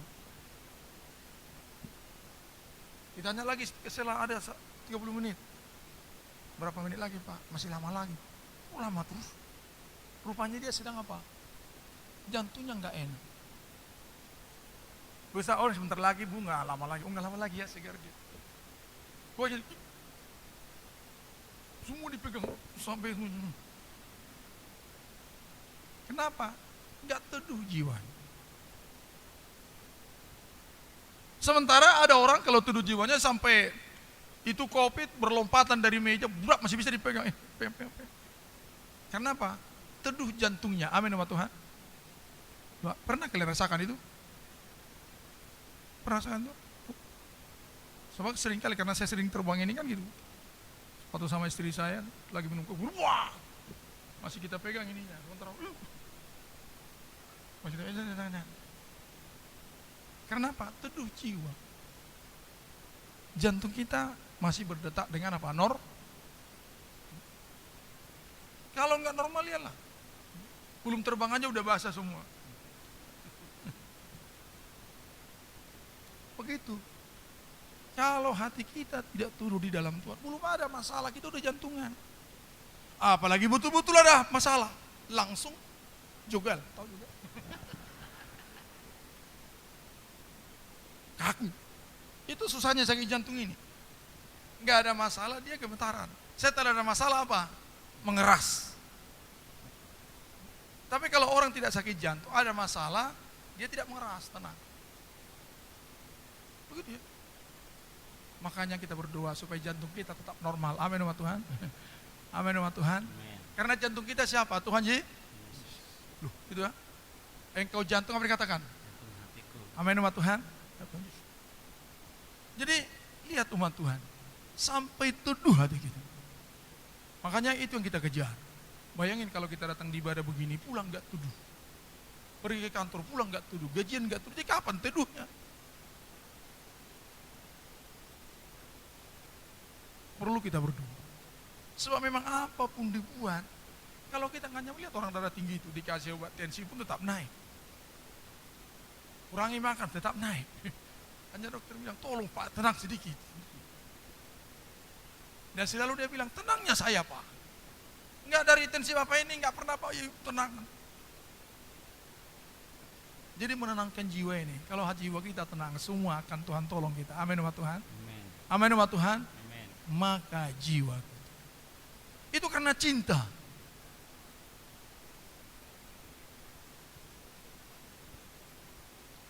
Saya memberikan data sedikit lagi. 5 menit kita akan akhiri ibadah ini. Data menurut perjanjian baru. Ya, menurut perjanjian baru, umat Israel 3 kali menolak Yesus sebagai raja dan pemilik Israel. Sebab memang tadinya dia datang untuk domba yang hilang dari Israel, bukan untuk kita. Pertama, Yesus sendiri menyatakan diri di Yerusalem Mesias, tetapi ditolak dan menyalibkannya. Itu penolakan pertama dari Israel. Ini ayat-ayatnya. Itu pertama, ditolak. Kemudian setelah dia naik ke surga, diutus murid-murid. Murid-murid pun ditolak. Para rasul menyatakan Yesus adalah Mesias, tetapi ditolak dengan menganiaya. Tolak, diusir dari Yerusalem. Akhirnya mereka diaspora. Akhirnya diberitakan Paulus di perantauan di Roma. Dalam Kisah Rasul ini diberitakan oleh Paulus bahwa Yesus adalah Mesias, tetapi ditolak juga di perantauan 3 kali. Nah, setelah 3 kali ditolak, akhirnya Yesus beralih. Dia temukan mempelai wanitanya. Itu siapa? gereja. Amin sama Tuhan. Makanya langsung ada surat Roma. Makanya kalau kita lihat Alkitab kita kan Kisah Para Rasul, langsung Roma. Padahal kalau menurut tahun pembuatan lebih dulu Roma. Lebih dulu lebih tua. Itu nih. Mana dia? Saya ada sedikit. Silakan naikkan dulu ya. Nah, Kitab Para Rasul kan ditulis tahun 63. Kitab Roma ditulis tahun berapa? Harusnya kalau menurut urutan yang baik tahunnya dulu. Tahun 57 Roma, berarti Roma dulu. Setelah itu apa? Kisah Para Rasul. Kalau menurut urutan apa? Penulis. Tetapi tidak menurut itu Alkitab disusun. Makanya Alkitab kita itu disusun tidak menurut tahun penulisan. Makanya beda Alkitab. Semua begitu. Tidak diatur setelah Kisah Para Rasul Roma itu tidak ada urusan dengan tahun penulisan, tapi sesuai dengan apa yang dikehendaki oleh Tuhan. Makanya itu bukan buku manusia. Dan heran, walaupun tahun penulisannya dia lebih tua, tapi kok bisa klop? Penulisnya berbeda, eranya berbeda, ekonominya berbeda, tetapi ceritanya kok nyambung terus. Makanya dikatakan Alkitab. Menurut tahun penulisan Kisah Para Rasul ini tahun 63. Tapi heran. Roma, kalau kita bacakan Matius, Markus, Lukas, Yohanes, baru apa? Rasul baru apa? Harusnya Matius, Markus, Lukas, Yohanes, Roma, Kisah Para Rasul. Kalau menurut apa? Tahun penulis. Tapi tidak dibuat begitu oleh Tuhan. Kenapa? Karena bukan itu yang disasar oleh Tuhan. Nah, kalau Galatia setelah Roma ditulis ini tahun 55. Harusnya gitu Alkitab kita itu. Jadi Roma, Galatia, baru apa? Tapi kalau begitu caranya menyusun itu bukan Alkitab lagi. Sebab ceritanya tidak nyambung. Makanya buku itu bukunya Allah. Itu nanti Biblika. Kalau orang sekolah Alkitab. Saya hanya menunjukkan data dulu, catatan. Supaya kita lihat keajaiban-keajaiban di dalam Alkitab itu. Maka bacalah Alkitab itu. Amin sama Tuhan. Amin sama Tuhan. Baca.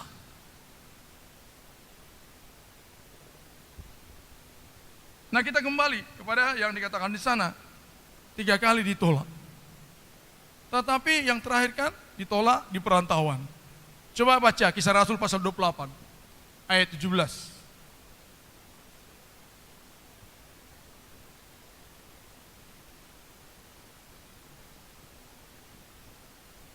Kisah Rasul pasal 28 ayat 17. 3 hari kemudian, Paulus memanggil orang-orang terkemuka bangsa Yahudi, dan setelah mereka berkumpul, Paulus berkata, Saudara-saudara, meskipun aku tidak berbuat kesalahan terhadap bangsa kita. Klik, tolong pernah klik nomor 22 ya, 22 sekarang. Ulangi sekali lagi. 3 hari kemudian, Paulus memanggil orang-orang terkemuka bangsa Yahudi, dan setelah mereka berkumpul, Paulus berkata, Saudara-saudara, meskipun aku tidak berbuat kesalahan terhadap bangsa kita. Nah, saya tidak berbuat kesalahan apa-apa, tapi saya sekarang diajukan ke pengadilan untuk dihukum mati di Roma. Nah, ketika dia sampai di Roma, Injil dikatakan tidak tertutup. Dia layani orang Yahudi di sana. Tapi inilah penolakan terakhir sampai 3 kali. Dikatakan di sini, ayat 25, maka ayat berapa tadi saya suruh baca? 25 ya. 25. Maka pasal 28 ya, 25. Ulangi sekali dulu, maka bubar. Pasal 28. Ayat 25. Maka bubarlah pertemuan itu dengan tidak ada kesesuaian di antara mereka. Nah, bubar waktu itu karena Paulus menyampaikan tentang Kristus. Mereka enggak terima. Bubar begitu saja. Baca terus. Tetapi Paulus masih mengatakan perkataan yang satu ini. Apa itu? Tepatlah firman yang disampaikan Roh Kudus kepada nenek moyang kita dengan perantaraan Nabi Yesaya. Apa itu? Pergilah kepada bangsa ini dan katakanlah, kamu akan mendengar dan mendengar, namun tidak mengerti. Kamu akan melihat dan melihat, namun tidak menanggap. Nah itu bangsa Israel terus mendengar mulai dari Zaman Musa, mendengar tapi nggak ngerti, mendengar tapi nggak ngerti. Begini umat Tuhan, kalau kita terus dengar firman Tuhan tapi nggak mau mengerti, nggak mau belajar, dengar nggak mau mengerti, nggak mau belajar, tetap mata rohani kita tidak terbuka. Akhirnya bagaimana? Baca. Sebab hati bangsa ini telah menebal Hati menebal. Baca terus. dan telinganya berat mendengar Ya. dan matanya melekat tertutup Akhirnya bagaimana? supaya jangan mereka melihat dengan matanya Jangan melihat dengan matanya terus. dan mendengar dengan telinganya Terus. dan mengerti dengan hatinya Terus. lalu berbalik sehingga aku menyembuhkan Iya. mereka. Sebenarnya kalau mereka bisa mendengar, bisa sembuh. Diampuni dosa. Tetapi tidak diberikan Tuhan ruang. Bisa mendengar, walaupun didengar, tapi bisa memahami, bisa mengerti, supaya bertobat. Ternyata nggak dibuka Tuhan. Ini di perantauan. Setelah gereja berdiri 30 tahun. Baca terus. Sebab itu kamu harus tahu. Nah, ini kata penutup dari Paulus. Karena bubar waktu itu. Sebagian menerima orang Israel, sebagian tidak. Sehingga ini kata terakhir. Sebab itu kamu harus tahu bahwa keselamatan yang daripada Allah ini disampaikan kepada bangsa-bangsa lain. Udah, karena kamu tidak mau menerima, akhirnya Injil ini, Yesus ini mengambil wanita lain, bangsa lain. Baca terus. Dan mereka akan mendengarnya. Dan mengasihinya terus. Dan setelah Paulus berkata demikian, pergilah orang-orang Yahudi itu dengan banyak perbedaan paham antara mereka. 30 terus. Dan Paulus tinggal 2 tahun penuh di rumah yang disewanya sendiri itu. Nah, ya Paulus itu kan seorang rasul, tinggal di Roma, ngontrak. Amin umat Tuhan. Amin umat Tuhan. Paulus itu ngontrak di Roma. Dan tidak ada yang ngontrakin, ngontrak sendiri. Amin. Loh, amin umat Tuhan. Jadi kalau kita sekarang ngontrak udah hebat loh itu. Amin ya. Paulus saja apa? Jadi jangan merasa Tuhan apakah betul-betul engkau panggil kami kok ngontrak terus. Paulus dikatakan apa? Apa dikatakan umat Tuhan? Paulus apa dikatakan? Loh, apa dikatakan tadi, baca dulu. Dan Paulus tinggal 2 tahun penuh di rumah yang disewanya sendiri itu. Apa artinya disewa itu? Kontrak. Ngontrak. Jadi kalau kita ngontrak sampai sekarang, puji Tuhan, amin umat Tuhan. Tapi bayarlah kontrakannya, amin. Supaya betul-betul ngontrak. Sebab kalau kita ngontrak nggak bayar, bukan ngontrak namanya, tapi apa? Nipu. Paulus ngontrak, disewa sendiri. Jadi jangan kita katakan nggak dipakai Tuhan, kami ngontrak terus. Disewanya sendiri, baca terus. Ia menerima semua orang yang datang kepadanya. Tapi dahsyatnya dia, walaupun itu rumah kontrakan, dibuka sama dia menjadi gereja. Amin umat Tuhan. Loh, amin umat Tuhan. Jadi Paulus itu ngontrak rumah bukan supaya dia ada rumah, supaya ada tempat menampung orang buka Injil. Amin. Loh, amin umat Tuhan. Maka kontrak rumah-rumah, bikin kebaktian kelompok di situ. Amin. Jangan malah ditutup rumahnya. Amin umat Tuhan. Kok diam kalian? Sebab kesusahan daripada ketua kelompok saya lihat minggu depan di mana kita semua. Ya kalau nggak ada yang buka rumah kami, bolak-balik rumah kami gitu kelompok. Membuka rumah kita aja kita nggak mau. Kalau Paulus sama, dikontrak sendiri rumah supaya ada tempat kebaktian kelompok. Amin. Amin. Hebat kota, amin. Maka tahun depan kontraklah rumah-rumah tempat kebaktian kelompok. Amin. Bukan ketawa kita ini, aminnya, amin. Amin umat Tuhan. Ya, kontrak sendiri. Makanya nggak salah seorang hamba Tuhan kontrak tempat, bawa ibadah di situ. Supaya didengar Injil. Kita kan ngontrak karena nggak ada tempat tidur kita kan. Kalau Paulus tidak, dia ngontrak supaya ada menyampaikan Injil, ruang di sana. Beda motivasinya. Tetapi setelah dia kontrak bisa menyampaikan Injil, dia pun bisa tidur di situ. Amin. Maka carilah kerajaan Allah dan kebenarannya sehingga apa? Bisa tidur di situ. Amin umat Tuhan. Loh, amin umat Tuhan. Salah Paulus, bisa tempat kebaktian kelompok, masa tidur nggak bisa. Yang salah itu kontrak rumah, tidur melulu dari situ, nggak pernah ibadah kelompok. Tolong pindah dari situ.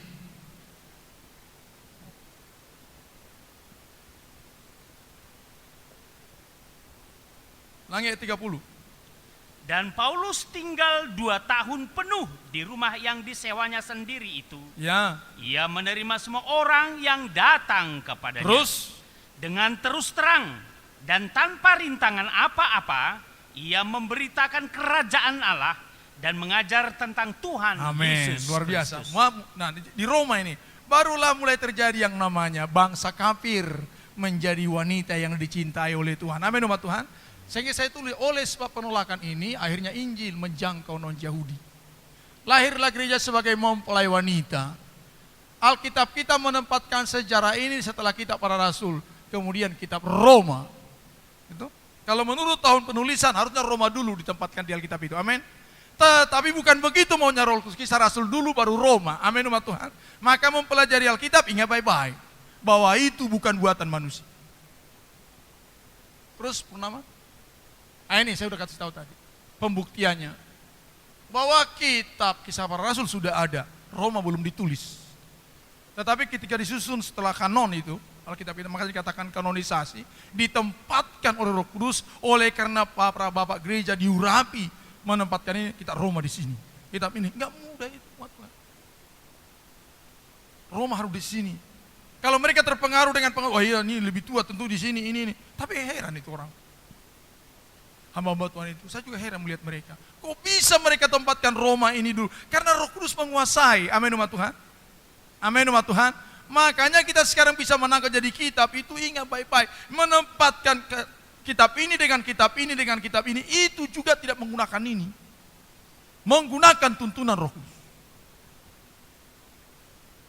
Ya, Purnama terus. Israel adalah istri yang tidak dicintai. Ini dia.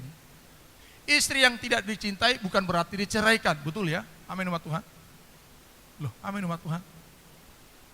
Amin umat Tuhan. Loh tadi Hosea dikatakan apa? Lama engkau tidak menyatu dengan saya. Jadi istri yang tidak dicintai bukan berarti diceraikan, tetapi tidak ada lagi apa? Tidak lagi apa ini umat Tuhan? Jadi ingat baik. Tidak pernah Allah kita menceraikan manusia, supaya kita juga jangan sekali-kali berbuat itu. Amin umat Tuhan, shalom umat Tuhan. Tetapi bangun. Ayat ini kita akhiri. Roma pasal 11 kita akan masuki perjamuan suci.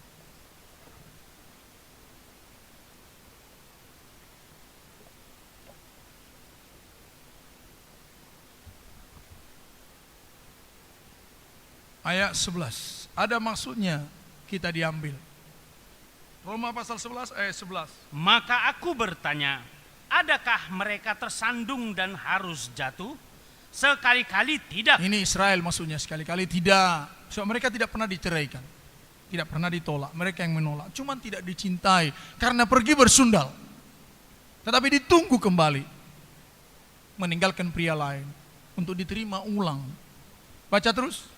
Tetapi oleh pelanggaran mereka, keselamatan telah sampai kepada bangsa-bangsa lain. Ditulis oleh Roma lagi.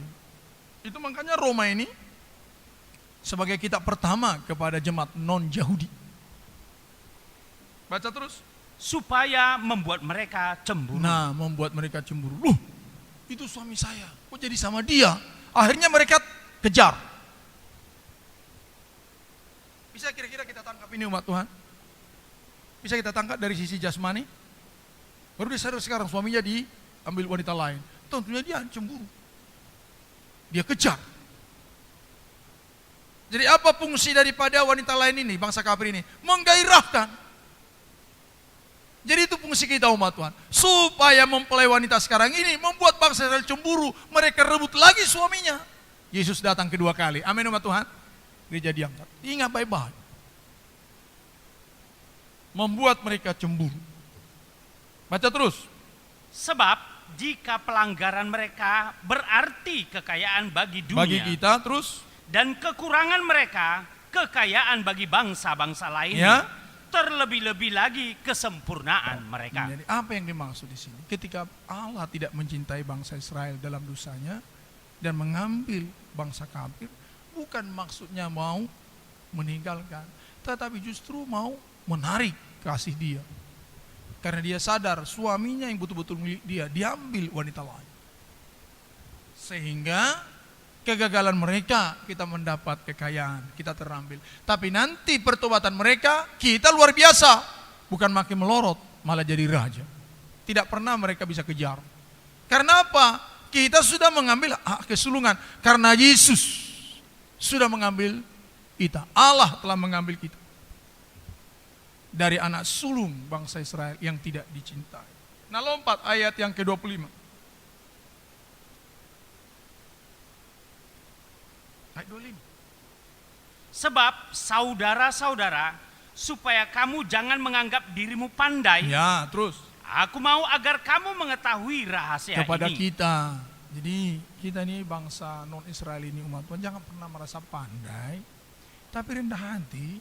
Walaupun kita sudah pandai, ketika kita pun pandai bukan karena kita pandai, tetapi Tuhan memberikan anugerah kepada kita. Salah loh umat Tuhan, kalau kita bangsa non-Yahudi merasa pandai, tetapi justru merasa Tuhan terlalu baik engkau bagi saya. Baca terus. Sebagian dari Israel telah menjadi tegar, Ya. sampai jumlah yang penuh dari bangsa-bangsa lain telah masuk. Jadi ada jumlah, yaitu kita. 28.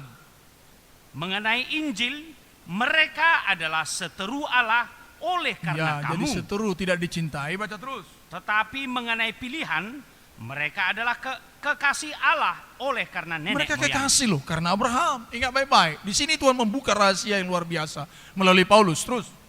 Sebab Allah tidak menyesali kasih karunia dan panggilannya. Terus dengan cepat. Sebab sama seperti kamu dahulu tidak taat kepada Allah, tetapi sekarang beroleh kemurahan oleh ketidaktaatan mereka. Itu benar, ketidaktaatan mereka membuat kita diambil Tuhan. Baca terus. Demikian juga mereka sekarang tidak taat, Nah, sekarang mereka tidak taat. Terus. supaya oleh kemurahan yang telah kamu peroleh, Supaya kemurahan yang kita terima, untuk apa? mereka juga akan beroleh kemurahan. Meroleh kemurahan. Makanya tugas daripada gereja non-Yahudi ini harus menggairahkan gereja lama. Amin umat Tuhan. Amin umat Tuhan. Makanya harismatik datang supaya teman-teman kita yang di sana tergairah. Bukan tugas kita menjelek-jelekan orang itu, mengatakan tidak ada Roh Kudus, tidak bertobat, tidak ini, tidak. Kalau memang kita ada Roh Kudus ada ini, bukan mengatakan gereja sana nggak ada Roh Kudus, nggak tahu bahasa roh, nggak tahu ini, merokok melulu, ini melulu. Kerja kita hanya maka kami sok pinter. Ketika kita dipilih Tuhan, bisa berbahasa roh, ada karunia. Itu tugas kita harus berjuang. Sebab karena mereka lemah, Roh Kudus membangun kita. Setelah kita dibangun oleh Tuhan, ayo gairahkan mereka. Amin umat Tuhan. Sehingga apa dikatakan? Baca terus. Sebab Allah telah mengurung semua orang yang dalam ketidaktaatan, supaya ia dapat menunjukkan kemurahannya atas semua Jadi mereka. semua Israel kemurahan, kita juga kemurahan, semua menerima anugerah. Terus baca. Oh, alangkah dalamnya kekayaan, Ketika Paulus merenungkan, alangkah dalamnya hikmat dan kekayaan Allah. Terus.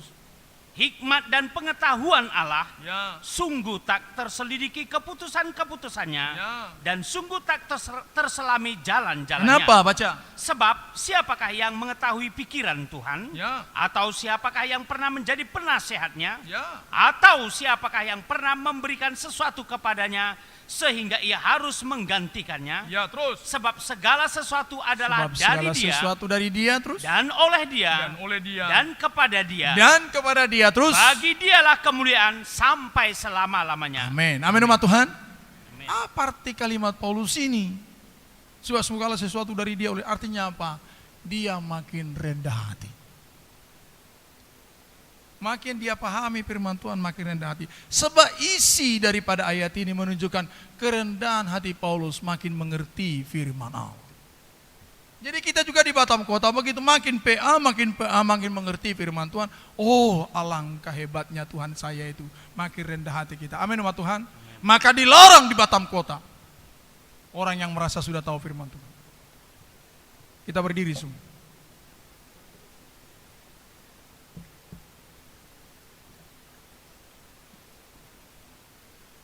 Kita naikkan pujian. Sering kulakukan.